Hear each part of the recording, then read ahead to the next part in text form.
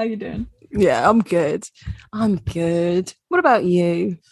Yeah, I'm feeling a bit more invigorated speaking to you. Oh, thanks. Yeah. I have that effect on people. Well, also just been sat inside with no one all day. Oh God. I think you forget how much that sometimes can like get to you. I love homeworking, and actually my colleagues and I don't talk that much when we're in the office, I think, because we all just wish we weren't there. But that is the one downside to homeworking, is that I can really feel myself being a bit like, oh yeah, because your housemate doesn't work from home. Yeah. That's the problem. That's the solitude. No, but it's also a blessing. I don't think we need to be like trapped together all day. But yeah, it makes it difficult that then you're just sort of like haven't had human contact.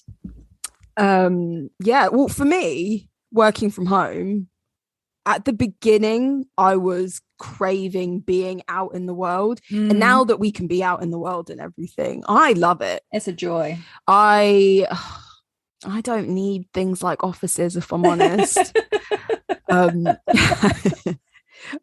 be honest, I am meant to be meeting my teammates in a few weeks, in about 2 or 3 weeks. Yeah. But I've got to go to Birmingham. Right, because that's like a central point, kind of makes sense in terms of like the location. Is it compulsory? Yeah, it is. It's just our team, so it's like 5 of us, and we've never met each other in person. So I'm excited, but I'm also like, I'm so glad this is not normal. Oh God, some of these people have never seen me on Zoom or on Teams, I don't think. Really? Yeah, because you know what it is? People in your direct team, they've seen you before, you know? Yeah. Then you've got people that you work with, but not all the time. You have constant contact with them, but you're not that close to them. Like, I don't sit on Teams and have like, oh, what are you doing this weekend sort of conversations. No. So I don't really want to expose myself like that. And then also I've got my kitchen in the background. Yeah. But, it's quite invasive, you know, home working. I had a real moment of being like, I don't want them seeing my home, because I was a bit like, you know what? I wouldn't invite you into my house. Nope. So why should you see how I decorate my home? If I've got laundry in the background, like I don't want you having an insight into my life unless I share that with you voluntarily. You got to do the blur, you know, the blurred background. Oh, or the one where you're on the beach. I just had like a space one in the end. I was like, you're not seeing my home. Because I am a moody co-worker, guys. I'm sure they can tell. So I do like working from home, to be honest. It's a thrill. I hope it's forever. So my bosses even today were like, oh, you know, and when because currently I do 2 days in the office, and eventually it should only ever hopefully be 3, and like, you know, when we go to 3, and I was just like, like currently the balance is great. I do 2 days, but the majority is at home still. Yeah, because I like to skive. I am a tardy worker at times. Yeah, I could definitely do better, but I like picking what time I'm going to have my lunch, you know? Like if I want to eat and do some emails and then maybe like go for a walk when the sun's out at 3 p.m, I'll do that. But in an office, you kind of can't just wing it that way.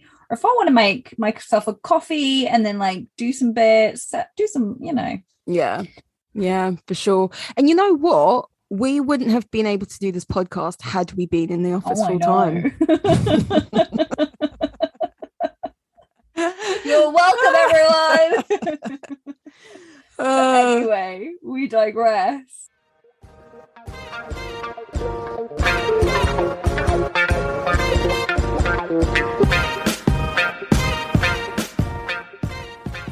We interrupt this broadcast to remind you, go follow us on Instagram, StyleOverSubstancePod. Shoot us an email, styleoversubstancepeak@gmail.com. Find us on YouTube. Find us on Twitter. We've got all the links on our Instagram. You know what to do.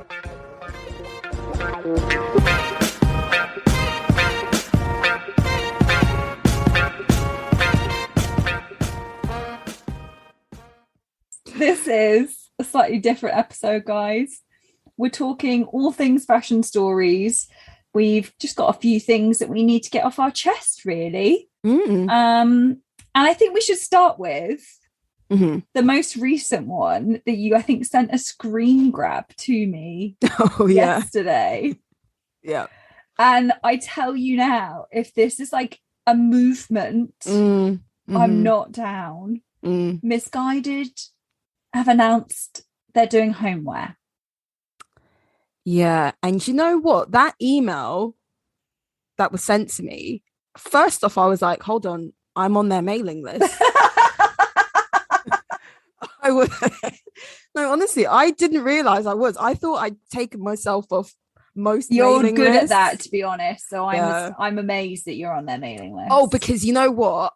Oh, that reminds me. I'm sorry, everyone. We're jumping all over the place, but that reminds me, I am back on my no clothes buying thing. Ooh. Yeah, so maybe we could do a segment. Okay, I like that. You know what? I would like to get to that place because I'm really feeling like I'm being a bit silly. Like, I'm like, where's my money gone? And I'm like, it must have gone on clothes. And then I'm like, that's really pathetic. I'm having one of those moments. So I might join you after I've bought into a few autumn things. And yeah, after your holiday. Oh, yeah. Like that goes without saying. You can let me stock up first and then I'm right behind you. Like I say that whilst I can look at my ASOS parcel with a bunch of swimwear in. So and like, guys, I'm going on holiday with my 2-year-old nephew. Do I need new swims? You know what I did? I got some more one pieces because I thought might need just to be a one piece kind of holiday. Yeah, but you can do a sexy one piece though. You're in Greece. I love a one piece. And I think it's more just to have the option of like, I don't know if he's someone who's going to by accident like rip my bikini open. That's true. Like obviously not intentionally. But so I've got a few one pieces just for like, you know, they can also be your top, which is great. And also I've told myself that I've got this because I also potentially am going away in December on a summer holiday. Where are you going? Bali. Stop. I know. Scarlett, my God, I'm so jealous. Yeah. That's like peak working I haven't for me. booked it yet. But my flatmate and I are thinking of going away just after Christmas and spending New Year in Bali, which should be amazing. So I've bought all these things knowing I then shouldn't buy anything for Bali. Oh, okay. Yeah, that makes sense. Yeah. Especially because like it'll have just been Christmas time. I like to be a good gift giver. So, you know, I'd rather my money go to my gift giving than to my swimwear habit. Yeah. But we digress. Yeah. I would like to be on a no spend soon because you know what? I have enough clothes and I feel like I want to challenge myself to wear them more. And if I don't, like rehouse them. Yeah. I feel like I could do a whole episode on this, to be honest. I think I've got things to say about it. And also I follow another YouTuber and I just think she's got some like really good points I think we could add into the conversation. But anyway, we could do a no buy segment and an episode. But I say all that to say that when I decide that I'm not buying clothes, I like unsubscribe to emails. Because temptation. Emails are the devil. They get you so trapped. Their marketing is getting better and better. So that surprised me. Back to the misguided thing. And they are doing a home collection. I haven't looked at the collection because I just wasn't really that interested. But Mr. Big did ask me a question last night, and it's kind of connected to this misguided home thing, but he doesn't know about the misguided thing because he has a life. And he asked me when Good brands, for you, Mr. Big. When brands branch out into other categories, do you think that diminishes their prestige? Now, he wasn't referring to misguided, of course. He was just talking about like prestige heritage brands. But I thought to myself, is this, if we hadn't have had like lockdown, staying at home and all this stuff, do you think Misguided would have ever branched into homeware? Do you think that their target audience, they're not homeowners, let's be real, but is that something that their target audience, you know what, actually I take it back, uni students? You know what, I think it's also that a brand now is not just a ready-to-wear line or a couture line. It is homeware, it is perfume, it is beauty. That is the dream of like these mega luxe brands. Yeah. And so I just think it's like following that path, but obviously not on their scale. I think, and also I just think we as consumers, I see it even like, I'm love looking at stuff and playing make believe when I own a house one day. What will it be? And like, what would I buy today. for it? I did love it. Yeah. I'm gonna need a fortune. I need that lottery win. Okay, can I tell you what I was perusing for my make believe house? Okay, so it was I had already had my last meeting. I had like all this time on my hands. My headphones died on me, so I was like, right, I'm gonna browse. And I went on Hermes and I want to get their scarves and frame them. Like that artwork. The artwork, because their scarves are beautiful. Like, you know what? I bet that's quite affordable artwork in terms of artwork. That's what I said to myself. It's like, okay, I could spend $350 on a silk piece of artwork instead of like 1,000. Yeah. 2,000, 3,000 on like a painting. Yeah. So I thought it was a good investment. And also you could get some vintage ones, I'm sure. And you can. Love it. Great idea. Yeah. Anyway, sorry to cut you off, but yeah. But yeah, so I just think that we're starting to buy into all that stuff. Like, in what world would you ever buy anything for £350 willy-nilly? But in my make-believe house like dream, I'm sort of a bit like, yeah, why wouldn't I spend quite a lot of money on my plates, or like because they look cool or something, and then you're like, well, no, but those can break, and that's a shame. So I think that I think we just buy into consumerism so much now. Like, you know, my parents have still had the same like tableware set as when I was a child. Like they had like I think 2 sets, and like they've still got the same 2 sets, and that is it. And like, I just know that our generation will change our tableware every few years. Yeah. You know, we're more fickle. We don't buy like, we buy into more probably like a trend driven tableware set, or it will match the design of our kitchen, and then we redecorate our kitchen, that kind of a thing. And so I think that these brands now realize that we're more fickle buyers. I think we have a lot more options. Don't get me wrong, like when we were growing up there was still a lot of options, but I mean, talking about plates and stuff, we have the plates that my mum bought years ago that we grew up using, we now use in our flat. I love it. But yeah, you're right. I think that at a generation where lots of us will never own their own place, renting, you kind of just have to be like, well, this is my lot, and you know, like, I'm just gonna make the best out of this situation, and I'm gonna decorate it so that it feels like home. There's uni students going away, they're gonna want something that feels like them and their own sense of identity away from their parents, so they're gonna buy into that. I think that, yeah, you're right. There's a lot of trends, and we want to almost follow all of the trends, when really your house and how you design your house shouldn't really change and flip-flop as much as, say, you buy clothes. Like, you're right in that you know, our parents' house probably decorated the same way as it has for years and years and years. Yeah. And it's pretty much stayed, and they have their sense of style when it comes to their plates and their house and stuff, and they're sticking to it. I think now we are more susceptible to change. And I think what with Misguided being a fast fashion brand, there's no reason why they can't be a fast homeware brand as well. I will say that Zara Home is elite when it comes to their pricing is quite high these days. It is quite expensive. It's always been more expensive than you think. Yeah, you know, but I feel like they've upped their prices in recent years. Yeah, I think Zara has, the mainline Zara has as well, but their stuff is actually beautiful. Yeah, it's got some it is really good nice stuff. bits. Yeah. But then when you think about like Versace, this like, okay, people buy like the Versace silk shirts and things like that.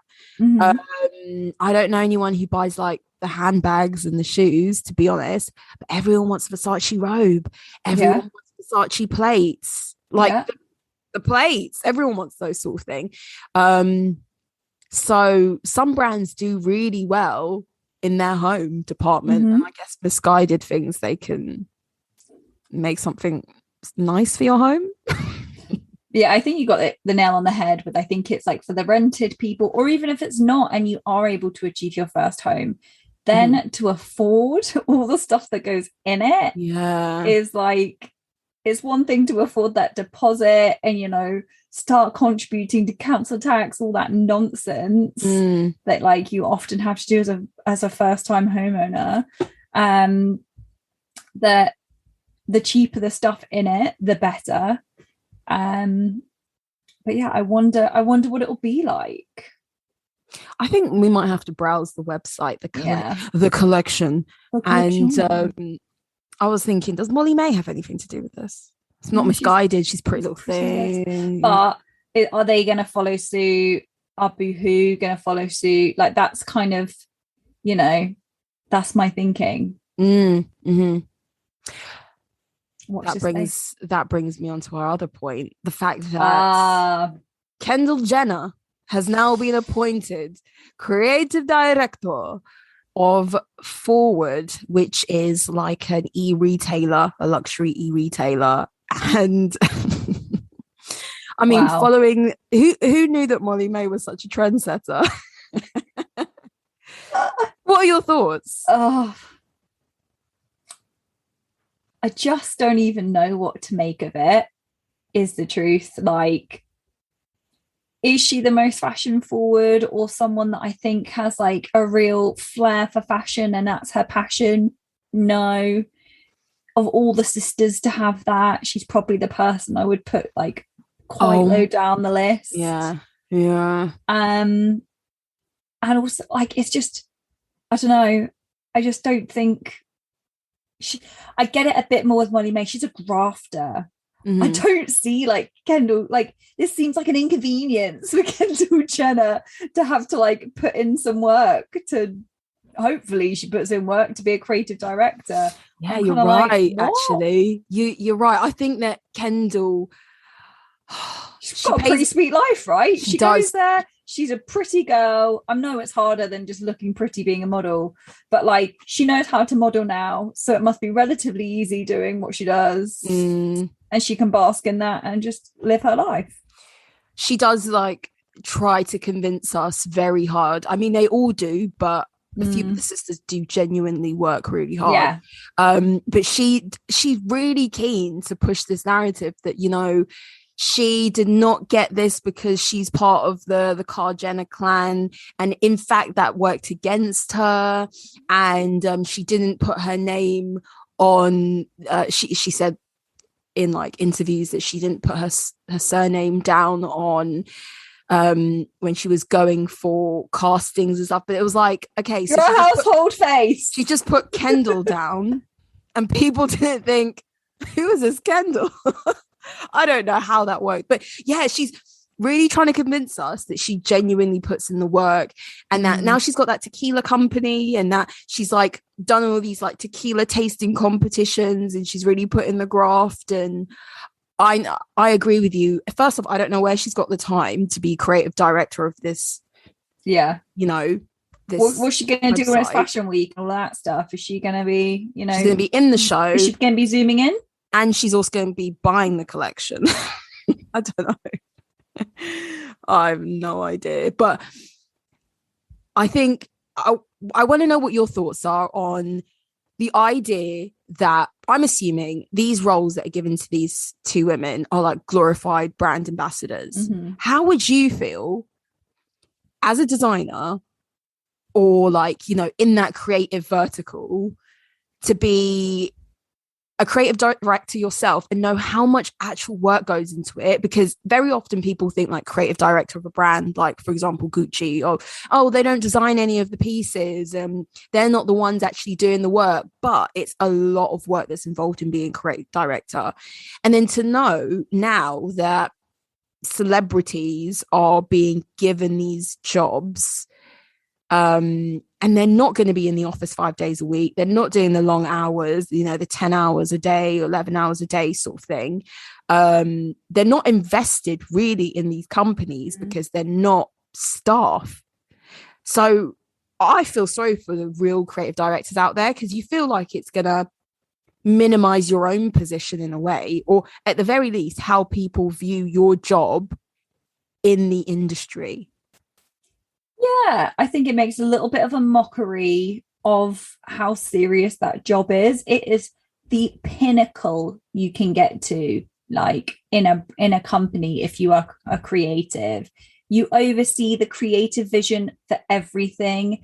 You are overseeing, if your company does homework, you're overseeing that. You're overseeing the ready to wear. If there's couture, you're overseeing that. You're checking that the handbags, the shoes all match with the energy and like the inspiration for the season, as well as signing off the invitation, the music for the shows, like all of the background stuff, but also like the marketing camp. Like you sign off anything visual, and that doesn't just stop at the clothes. That is so much more than the clothes. It's the sets for the shows. It is then like checking the figures on the previous stuff to know how many boots you need to do, and working with the merchandising team on all of that stuff, whilst also predicting trends and like foreseeing the next stuff. It is so many things. And for sure, that's not what Molly May or Kendall are doing. And I don't mean that like to put them down. Like, it's a fact. They will not be doing that stuff. That is a full-time job in itself. It's a full-time job. The people that I've seen do it work crazy hard, and it's their passion, and it's pretty much all they can do. And yes, of course, at times they have glamorous lives that go with it. But I feel like the saddest thing is it's probably going to start a momentum, right? That it's either a fake title that these girls are earning. Like you said, it's a glorified brand ambassador. So is that going to like belittle the kind of prestige of a creative director? Or are they going to be almost like, how you get, is it called like a shadow writer? It's like a ghost writer. Sorry, a ghost writer. So is there going to be a ghost director? Ooh, that's such a good point. Doing the work and not getting the credit, because you know what, you're on the firing line a little bit as a creative director, as well as the board, that if things don't perform, you have questions that have to be answered. And let's be honest, that's not happening with Kendall, that's not happening with Molly. So I think it really diminishes the role of a creative, and I really hope that it sort of doesn't create a distaste in the industry. Yeah, I think what would have been a better title is maybe like an editor. You know how they edit the collection, they choose pieces, they curator, a curator, like or just I don't know. I thought they were announcing her. Isn't Molly May CEO? No, she's. So when there was all this stuff and she wasn't saying, I've got a really big announcement tomorrow, I thought it was going to be about shares in the business. Okay. And I think she probably does have that with her deal.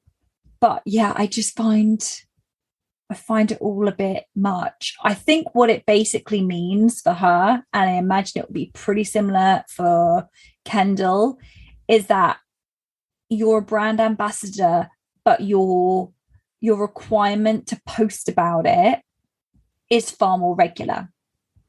But surely that's a brand ambassador, is not? They're contractually obliged to post, to be at all the events, to, you know, be the face off, and whatever interview they do, they're going to be kitted out in the stuff, or they're going to talk highly of that brand or that company. And yeah, I really want to know what is in the contract and what the job spec is. Yeah, I'd love to be a fly on the wall for like what they do in a day. I imagine it's a lot of glamorous meetings where sort of the design team come in and give them like a range and they go, yes, no, what about this? And then they leave. I imagine it will be that kind of a thing.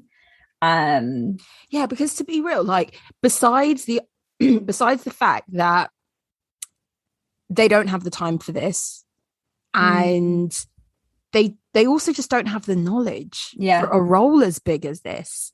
They don't know how you make a certain type of shoot to know if that is possible. They don't know also the technical knowledge, the lead times, like how could things work with lead times and factories. You can't, like, the fashion isn't something where you just click your fingers and it happens. Yeah, they don't. Do they know about KPIs? Like, honestly, like, can they like calculate percentages and stuff? I'm not saying they're stupid, but there's a lot of complicated things that are involved in all these. And you've got to hit your price point. You know? Oh God, yeah. Anyway, I think it really does make me think, like, is this, as you said, is this a sign of the times? Is this where the fashion industry is going? Is this where celebrity is going? And also, they must have A1 legal teams. I want to know what's in that contract. I want to know what like agreement they came up with. And I think also Kendall Jenner having a title like creative director is almost like, I can understand from a celebrity's point of view that it gives them a level of, I'm really hardworking, guys. Like, look, I have take me seriously. Yeah, I have a real person's job title, you know. I'm hardworking, take me seriously, which is what a lot of, I think, celebrity kids or people born into wealth crave, for that level of like respect, or like, I've earned my stripes. And I definitely think that Kendall's someone like that. Don't know her, but I'm guessing. I don't know what these brands are getting out of it by announcing that their creative director is this 23-year-old socialite who's pretty. I don't know. Am I being an arsehole? I don't know. No, I agree completely. I just find it really random. Like, just make them your ambassador, make them the face of everything, whatever. But yeah. Oh, yes. What is your next fashion story? Oh, let me consult the list. Oh, I think we should talk about Venice. Yes. So there's been lots going on in Venice. We have seen looks after looks. A special shout out, special mention has to be for Miss Zendaya. Okay, so now we have two looks to discuss. Okay. We have, of course, the most important one, the wet leather look, cream number, where it was just head to toe glam. I was living for it. I loved it. She looked sublime. It really like matched Venice as well. Do you know what? Like, there are certain looks. I'm a big believer of, like, I think there was maybe Emma Watson who talked about her different looks for the final Harry Potter film premieres.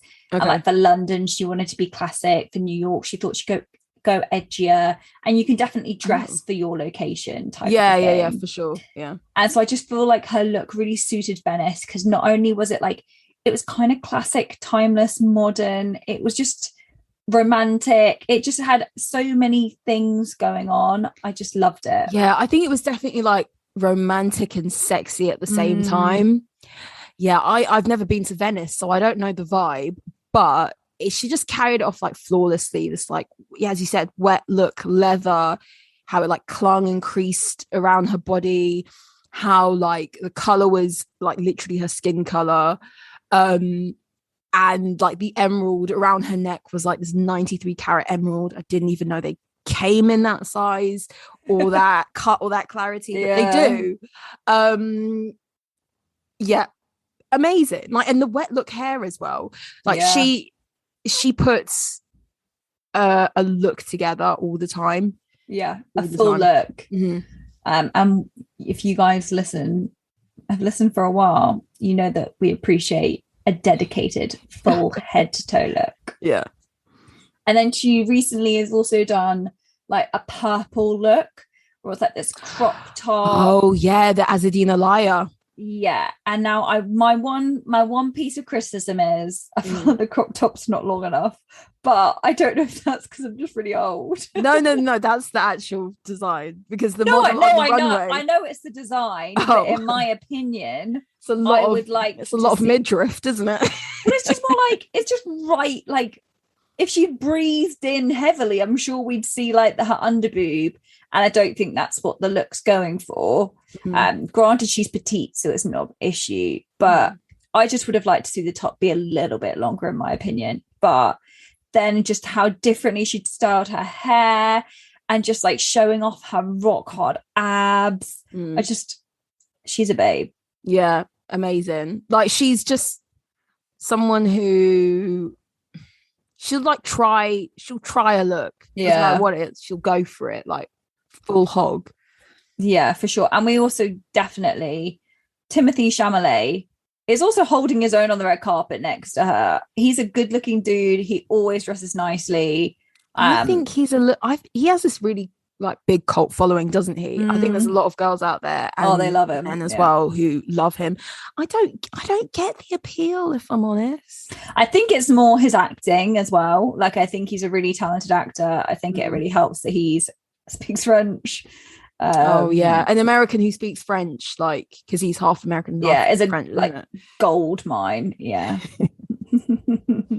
But also like I think he's just got like an interesting look. But he looks super young, so I find it really hard to sort of be like, yeah, he's really attractive, because I'm like, also look like you could be 14. But he's been looking smart and he's been looking great next to her. I also really liked Dakota Johnson's Gucci look. It was quite religious looking, beaded gown. Loved that. Yeah. Mm-hmm. That was really nice. Enjoyed it. I mean, her hair, I think we've like discussed before, her hair, it never changes. It doesn't adapt with the outfit that she's going for. Unlike Zendaya, she is always thinking about exactly. And I feel like Dakota, like one of her best buds is Alessandro, and he's just like, babe, I've got a dress for you. I want you to wear it to Venice. She's like, cool. Now I don't have to think of an outfit. Yeah, and that is how it went. And she just wears what her friend puts her in. I mean, she's lucky, but yeah. And you know who's in Venice currently? Who? Zac Efron. And Jen. Oh, sorry. Zac Efron. No, anyway. Ben and Jen, the world's hottest couple. I think they chase paparazzi. Oh, for sure they do. Okay, but I think he's promoting a film or something like that. But she's 50, right? Mm-hmm, mm-hmm. Like I'm sure she's got every trainer under the sun, whatever. Yeah. And she's also had work done. But also, like, she wasn't the slimmest of girls to begin with. So how she's this in shape at 50 is beyond me. I think she's maintained it. She's probably like the same size she was now that she was. Yeah, I know. She really does work hard for her body. But apparently also Jennifer Aniston, like, her workout schedule and stuff like that is like, it's crazy. We just don't know it. And I can believe that, because I think Jen seems like one of those holistic wellness your people. Body. Yeah, and I bet she works out a lot. And supposedly as well, the older you get, the more you're meant to work out. Not because of just like your metabolism slowing down, but because you're getting older, your body needs like you to fight harder for it, or to keep it ticking over a bit more. Like okay, that keep makes it running sense. smoothly. So I think it's only just the beginning, guys. Oh God. Yeah. Did you see Kirsten Stewart? I did. I currently, I know it's like a post Diana job, but I'm not really enjoying the color of her hair. It's like a peachy, orangey color. Yeah, not enjoying that. But she's been rocking a lot of Chanel, which I appreciate. I still kind of, I think it washes her out, though. What she chooses to wear washes her out. I also am sad that she's sort of like somewhat of a Chanel ambassador, because she's not my favorite human in the world. So you're like, how did you get this job? Yeah. Do you deserve? No. And as much as like, look, everyone went crazy for this Diana trailer as well, saying she was spot on with her accent. She says one word. Or she says something like, oh gosh, or something like, literally something that small. And everyone's like, she deserves an Oscar. Just because she was in the Twilight franchise, people will like never leave her behind. But yeah, I mean, I have seen her. I think you're right. I think she doesn't think head to toe. She thinks, I'm wearing Chanel, that's all I need to do, and like doesn't really bother with her hair, or think of like, she needs to commit like Lady Gaga did at the Oscars. Get your clothes to match your hair or something.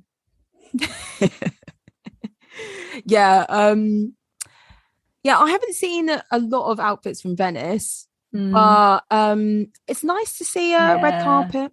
It's really nice to see it again, and it'd be exciting. And actually, Venice and Cannes always seem to be quite like, people go for it, I appreciate it. I like the fact that it's a daytime thing. It's not a nighttime look, which can be quite difficult, but it's like, okay, I get to wear just cute looks, because it's daytime. Exactly. So my fashion story, my next one is, have you seen, you may not have, because I think images have just kind of surfaced today, but the latest Moschino collection? I have. I will say it's very, very Moschino, like the collection. So like some of it's a bit too garish for me, but the dress and accessory Gigi modeled is quite iconic. So she was holding a giant baby bottle. Oh, I missed that. It's like her grand return to modeling and like the runway after having a baby. I think anyway, but still she's got a kid. I think so, yeah. So like she's a comedian. She really suits like some of these sort of, she always looks good in their shows. But yeah, some of it was super garish, but I appreciated the Gigi look. I thought that was a bit playful and fun. Yeah.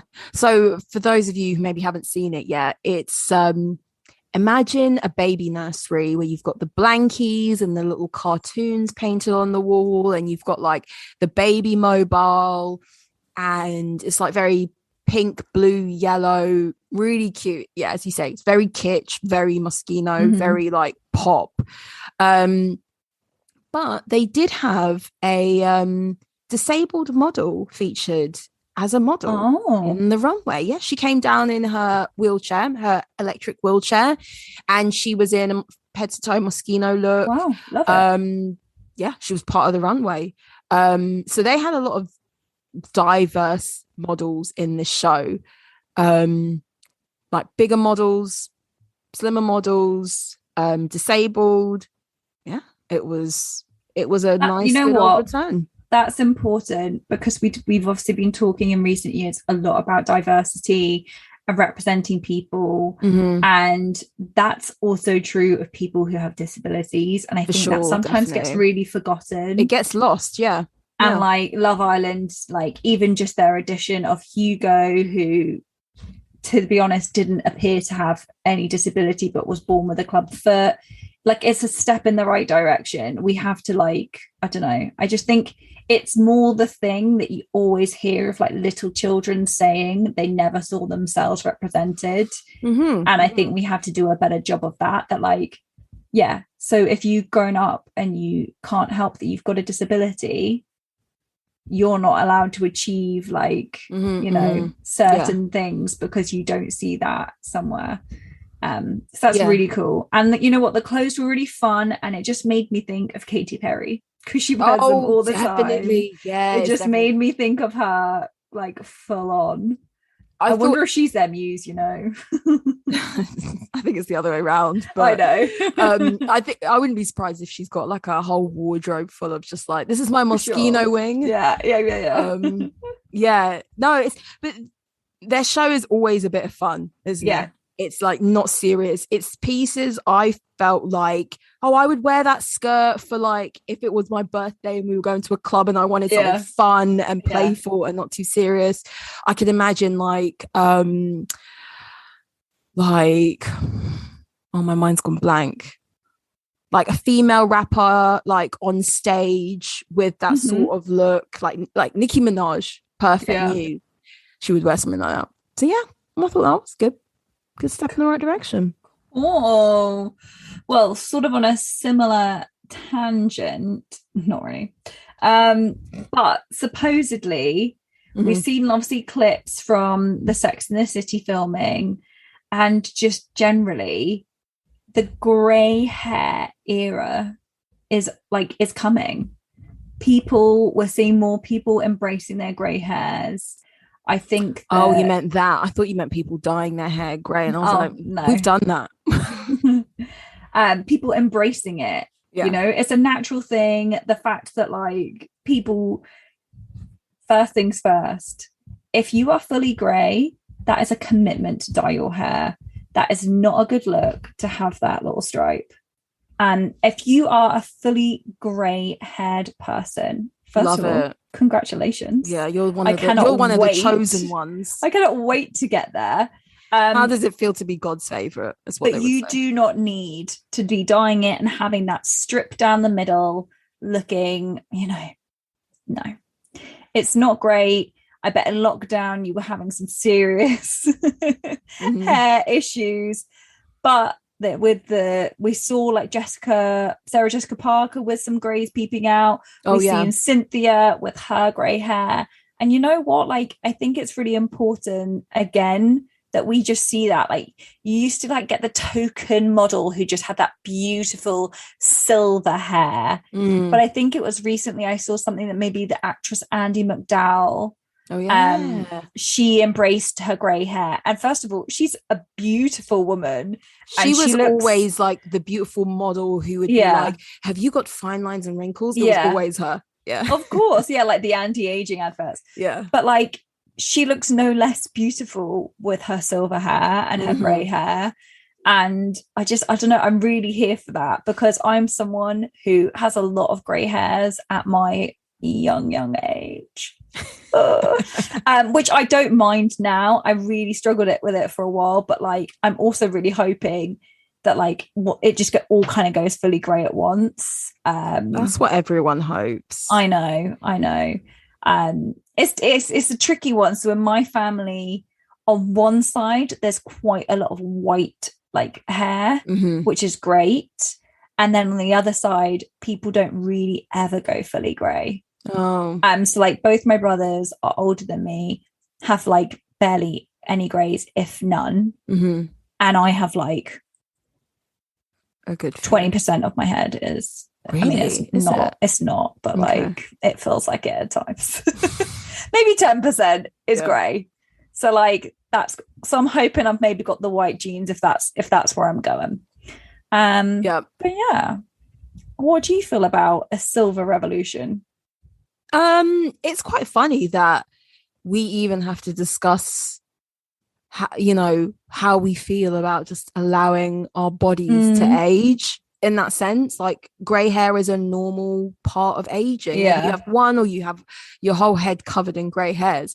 I do think it's good in the sense that unless we see other men and women allow themselves to just have grey hair, we never know what it's going to look like. you never know. Oh, I might be one of those lucky ones who has like a great head of hair that just happens to be grey or completely grey. I like it. I mean, yes, does it age you? Yeah, it does. Like visually, I mean.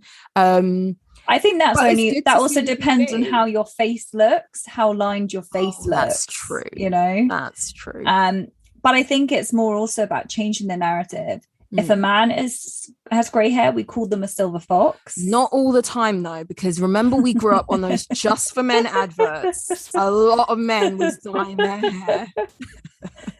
It's true. But more if they embraced it, we embraced it with them. We're like, oh, they're a silver fox. If they were attractive and if they were attractive, they had money and they happened to have like an Italian accent, then yeah.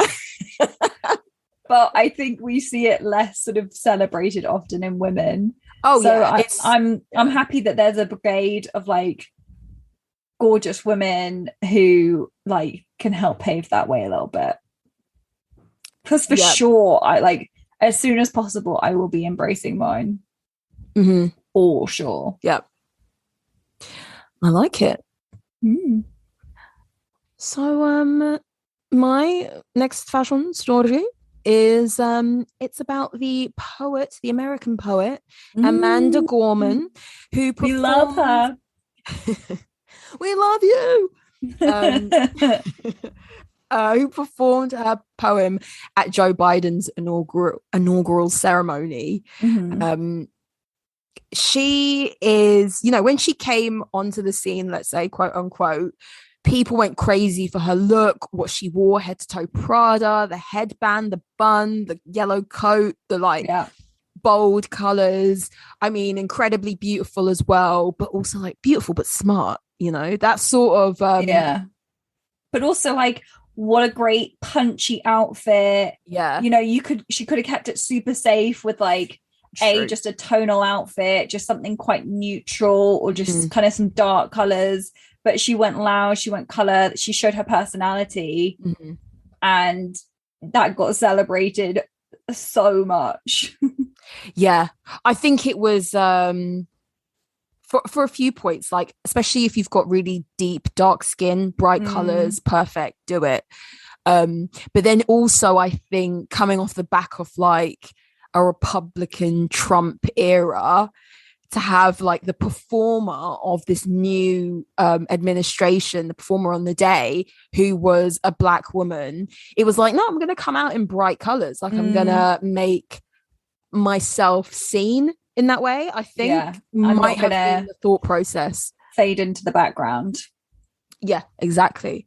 So Amanda Gorman has now signed a 3-year deal with Estee Lauder.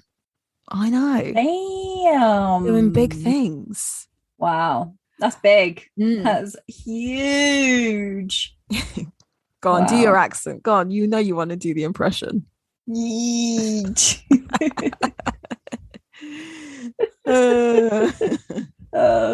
Sorry, everyone. I think that's huge. I think that's why has he ruined that word? Anyway. And China. Yeah, I know. Huge China. Oh, I hate him. Anyway, he's not the topic we're talking about. No, not at all.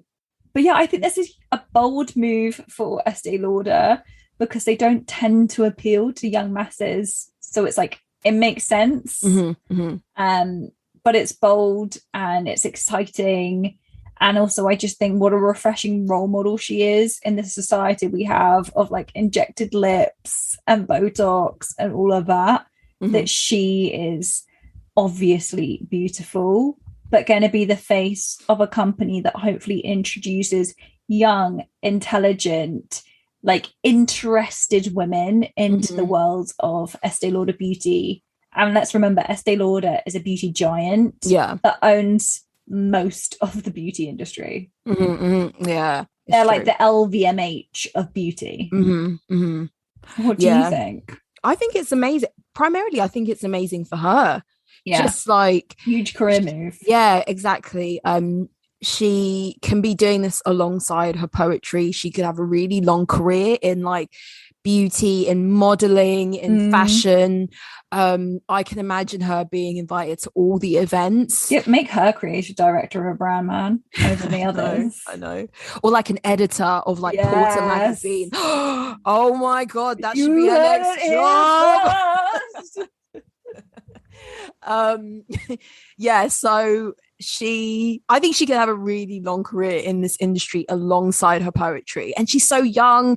And I think that for a lot of people out there who don't remember her, don't remember seeing her earlier this year, they will be introduced to Amanda through her beauty campaigns. They'll see her in the shops and be like, oh yeah, she's the model, as opposed to she's the poet.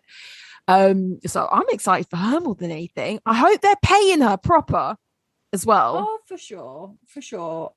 I think they'd be stupid not to, in a time where, like, if they ever have to declare people's wages and how it compares. I think she'd call them out as well. Yeah, I also think she'll have a good representative for her. She'll have a great agent, I'm sure, who also knows her worth and, you know, how bright her future is. Like, I wouldn't be surprised if she ever ran for president herself, you know, all of that stuff. I think she's really bright, and I think she's got so many opportunities ahead of her. And I bet this was a really calculated decision too. You know, like, we heard Molly May say that she turned down a $2 million deal. I bet that, like, Amanda's really thought about what is the right look for her, the right move for her career. I bet she's had a lot of offers. You know, and obviously Estee Lauder's huge, but again, like, if she didn't want to show or be represented in beauty, like, that could be a scary move potentially. But I think it's exciting for her, and I think it's actually a really cool move. Yeah, definitely. On both parts. I think it's going to be a cool match make. Yeah, you're right. Something you said really quickly just popped a little like conspiracy in my mind. Ooh. Yeah, going back to Molly May, you know how a few weeks ago she was saying she turned down that £2 million deal, as you've just mentioned. Maybe she turned misguided home creative director. No, but it could have just been a brand that was in direct competition with Pretty Little Thing, and she knew that she had this on the books, and it was like, I'm not fucking this one up. But this was when she came out of the villa, so that they were talking about, I think. Really? When she came out of the villa? No, it must have been a bit after. It must have been a bit later. You're right. It might have just been a conflict. She might have made it sound like really cool, but I bet she's also got an ironclad deal with certain things. Yeah, and would have been a competitor. You're because right. No one comes out the villa, or no one like £2 million deal. You've made it, haven't you? That's your goal. If you're it drives me a little bit mad that she talks about with her manager in this video, where she delves into her career a bit, that, like, her manager's like, you know, I know you want that dream house, and it's like, babe, you own so much designer stuff that, like, and I know she's probably quite clever with her money, and he earns well. You can afford a house. What are you playing about? Like, a dream house of that, like, exactly, like, you for sure have enough money for all of that. So I find she hasn't seen Grand Designs, because them lot are building their dream house for like 600k plus land. So that kind of drives me mad. But she also clarified on the topic of Molly May. She clarified that part of her main responsibilities are deciding on the influencers that would be used for campaigns and things like that, or to send press packages to. It's overseeing sort of the general inspiration. I understand that she probably will still have her own collections going on in there too. And she very much implied that she wants to help push the company forward in, like, a positive direction, answering a few people's sort of, like, skepticism of, like, oh, like, why have you done this with, like, a fast fashion brand? Or, you know, like, obviously there are ways that you can put down a place or a brand like Pretty Little Thing. I feel like she implied that, you know, they're going to work on that. I mean, isn't it Boohoo that wants to be sustainable by whenever? Yeah. So yeah, I wouldn't mind betting that, like, Pretty Little Thing's homeware brand is coming soon, but also they'll push to be sustainable, or, like, whatever it might be. Yeah. I mean, I don't believe it. I think it's good marketing. It's to like get rid of a bit of guilt, you know, for shopping in those places. If you're going to shop there, you know, but let's not pretend. For sure. I definitely we're going to follow this career and see where it goes, how the brands evolve as well. We spent a lot of time talking about these guys and brands like it, because they are just so influential, especially in the UK when it comes to fashion. Yeah. So we're just going to watch this space, really. I don't really know what else could... I don't see how she would really revolutionize the company. Also I think it's really important to remember this is like quintessentially a fast fashion company. That is their business model. Yeah. So there's only so much you can do within that. Like it's hard to meet a price point. So if you pay people more, you're gonna have to up your prices, and then you might not be so appealing. And there will always be somebody like the Shein or however you say it. Shein, yeah. That will, like, you know, outprice you, like, or undercut your prices and stuff. There will always be someone happy to do it the not sustainable, not sort of like morally right way. I mean, you can't... it's two opposing things. You can't be fast fashion and sustainable. Yeah. The act of buying clothes every week of the year is fundamentally unsustainable. Even if they use, you know, they use organic cotton, they use paper packaging, vegetable dyes. Even if they pay their workers a good fair living wage, even if everything's above board, you know, we as human beings do not need to be producing this much of consumer goods year after year after year. No, it's not sustainable. So no. Exactly. And also that's just made me think, and I think maybe we cover this in a different episode, but I wonder if places a bit like Depop being such a popular thing that's taken over eBay and seems to be like a much easier way to use these sorts of resale things, does that actually benefit this fast fashion world? Because you can, without as much guilt, wear that dress that you've bought on Saturday night. It can be up on Depop on Sunday night. And so then have you done something as wrong if there's a resale part of it? Because the amount of things that I see that are even like current season Zara or whatever on Depop, and it's like, well, why didn't you just return it? And it's either people that have like worn it once and like can't return it, but they've got their moment in it. And like, because it's never to make money, surely, because you don't ever sell it for what it was. And like, there aren't many things that, you know, you're doing it to make a profit. So yeah, just some food for thought maybe for a future app. Yeah, definitely. I've got another fashion story. Go for it. So we've spoken about them before, Vestiaire Collective. If anyone out there doesn't know who they are, it's essentially a consignment company or a resale market company that is based out in France. They're French, and you can sell pre-loved designer stuff on there. I've sold stuff on there. Don't know about you. But yeah, commission's a bit expensive, but you know, hey ho. But they do quite a lot of like rigorous checks, don't they? They do. Like it's a reliable site if you wanted to buy something designer from. Yeah, so I sold one bag and I basically had to ship it to France.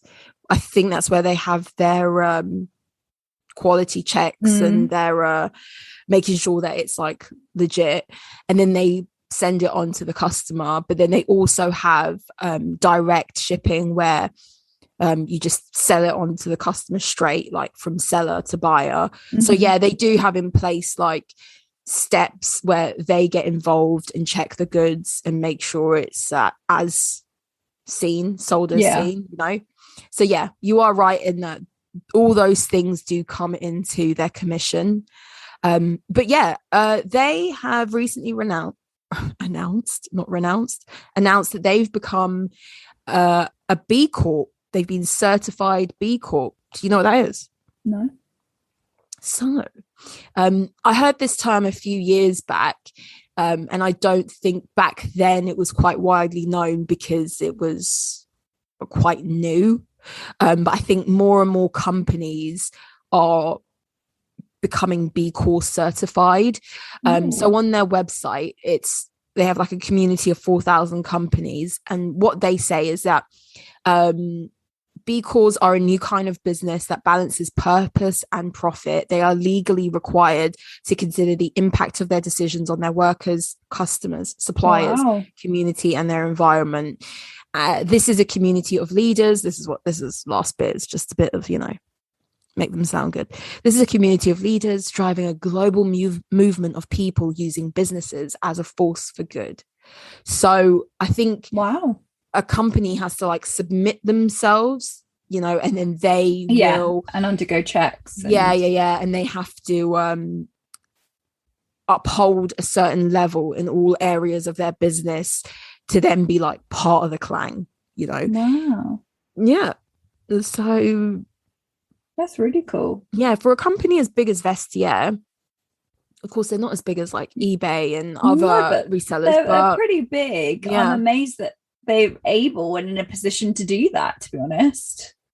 Like you said, it's easy for a small company that starts up to like start out that way.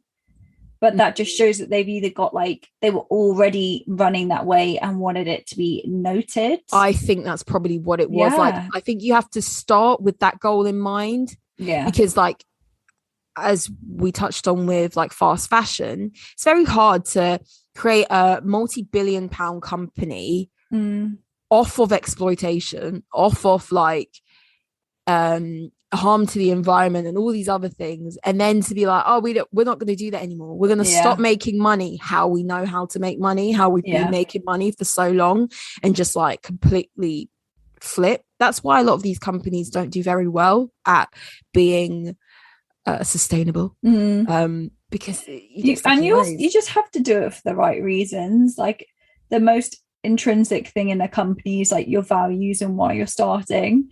And it obviously anyone wants to make money, but you can't just move with like the tides, you can't just move with the wind.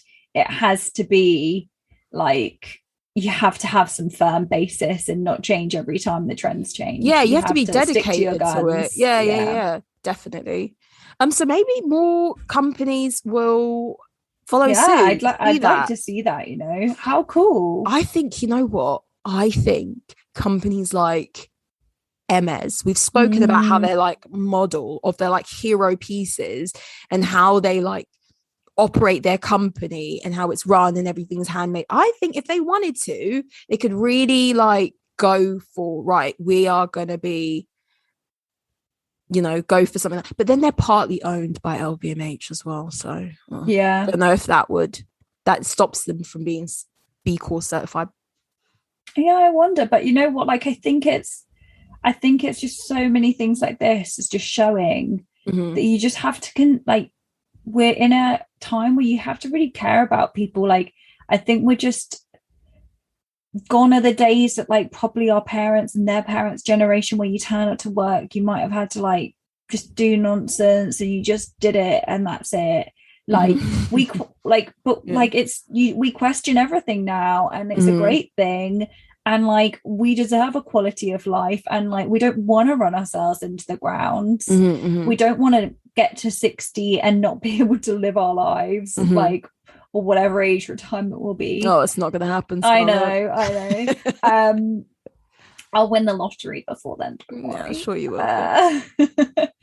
But like that's not good enough for us. Yeah. So these companies have to address stuff like that and make sure our quality of life is good and like all of that stuff, and that's just like the step in the right direction of just that being a requirement of just looking after your staff.